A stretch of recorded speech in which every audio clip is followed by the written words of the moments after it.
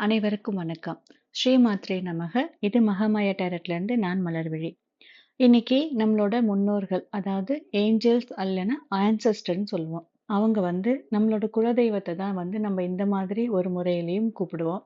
அவங்க நமக்கு என்ன மெசேஜ் குடுக்குறாங்க அப்படிங்கிறத பார்த்துரலாம். உங்ககிட்ட இருக்கிற பயங்கள் உங்கள சுத்தி ரொம்ப அதிகப்படியான பயங்கள நான் பார்க்குறேன். உங்க பயத்த நீங்க தான் ஃபேஸ் பண்ணணும்.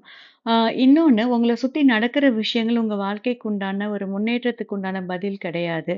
அத தான் நீங்க உங்கள சுத்தி இருக்கிற சிச்சுவேஷன்ஸ் மட்டுமே நீங்க உங்களுக்கு உண்டான பதிலா நினைக்கிறீங்க. அது கிடையாது. முழுக்க முழுக்க உங்களுக்கு உண்டான ஆன்சர்ஸ் உங்களுக்குள்ளார வர இன்ட்யூஷன் தான்.